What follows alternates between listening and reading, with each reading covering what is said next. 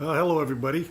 Today I think I'm going to go ahead and start building the galley countertop where the sink and the stove's going to mount. And I'm going to share with you the stove I got for it. Hang on a minute and I'll show it to you. Okay, here we are. I'll get this camera down sooner or later. I took it out of the box already. Came from Amazon.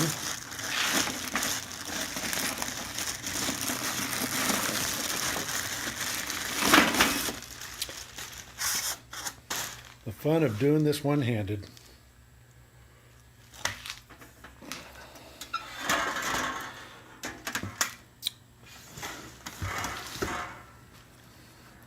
So this is a Flame King unit, propane.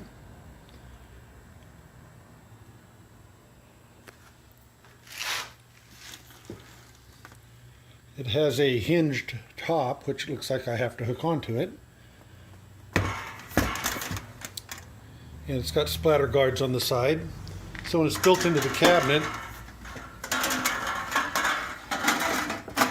it'll look like this. Only it'll be sitting kind of flush down to the counter. Of course, this will have to come off.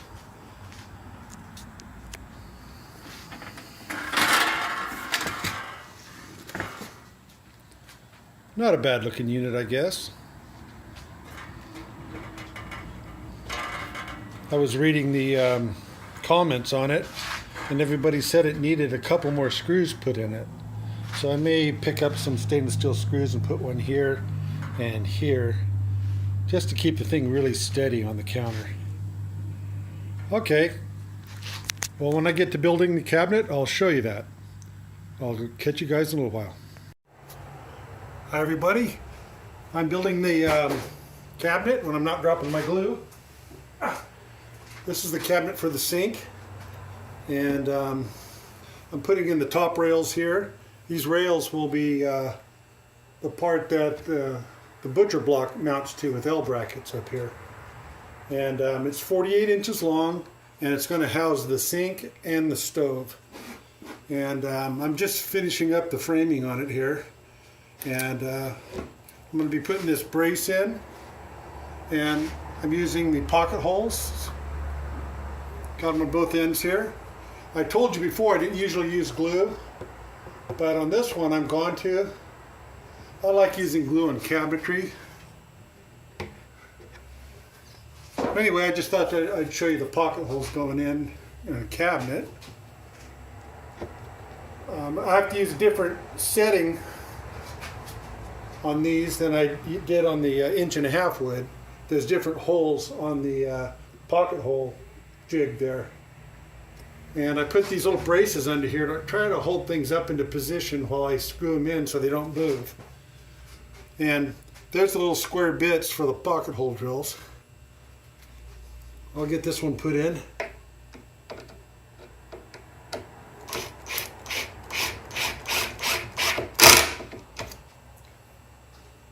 This is an impact gun here from Makita, and the minute I hear it impact, I quit, because you can drive these, they're so powerful, you can drive them through the backside and ruin your nice finish on the outside. Okay, I'm going to turn this off for a minute, and I'll bring you back around to the front here and let you see everything. Well, here's a good idea of what I'm building. It's 21 inches deep. It's probably going to have about a 23-inch wide countertop. It's 48 inches long. And something we always got to do is make sure that it's square, and it is. Good. And I'm going to take these clamps off here.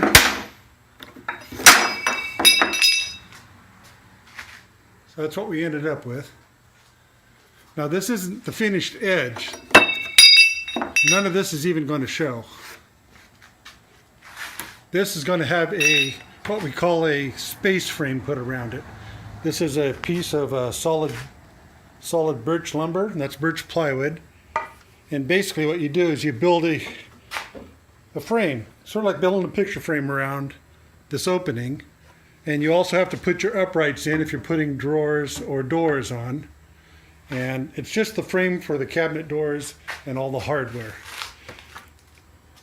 Anyway, here it is for right now. I'm going to build the space frame on it, and then I'll give you a look at that when I get it done. Okay, everybody, this is the sink cabinet and the stove cabinet. It's the Galley cabinet, basically. And I've got the face frame on it. I called it a space frame last time, and I'm an old body man, and that was what they used to put on the Saturns, the space frames. They were aluminum frame that all the body panels mounted on. So I meant to say face frame. These are face frames. Anyway, I left a little room at the bottom because right down here there's going to be a fender well, and it sticks up 7 inches, so I made room for that. And over here there's going to be a space there. I'm going to put a board in there, and there'll be a little storage area underneath that.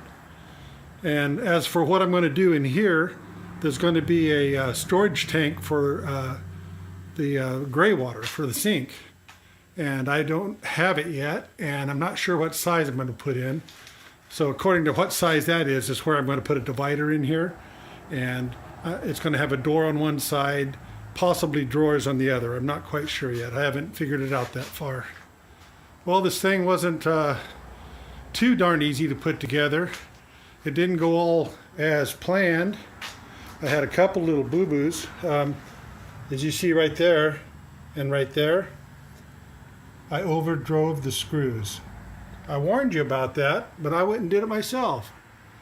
Just got a little overzealous about getting it good and tight. So I'm gonna have to back those out a little bit, putty those up. And I see I've got one more right here, a little guy. Well, there's the side. That's the side that's going to be facing the queen bed. This is the back. So we made sure all the pocket holes were put on the back side in places that you're really not going to notice them. Keeps the outside looking nice and clean. Oh, I see something I forgot to do. I haven't done the pocket holes here yet. See, there's a row of them down there. I don't know if you can see that or not, but I've got to do those still to secure this floor to this face frame. And here's the outer side that's going to be facing toward the front of the vehicle. Well, it came out pretty good. I'm fairly happy with this.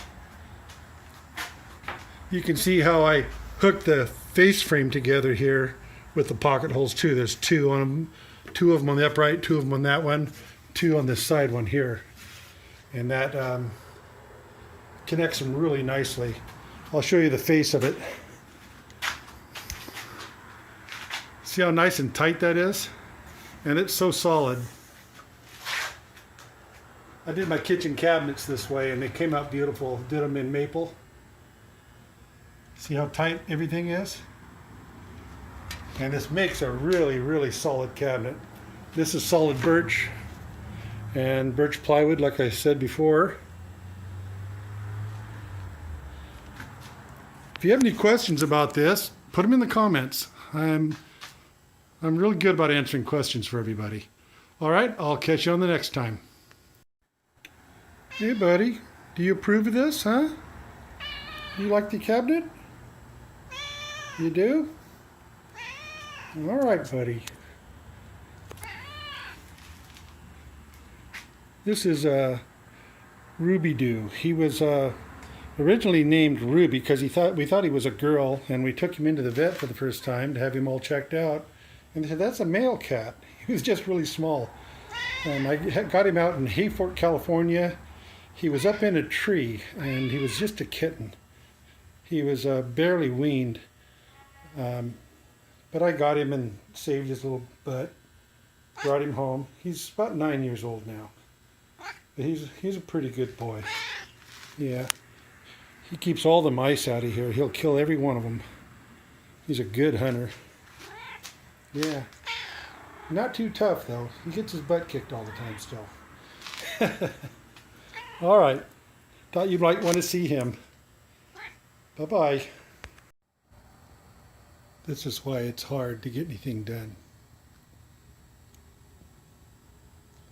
Oh, Roobs. What a pest.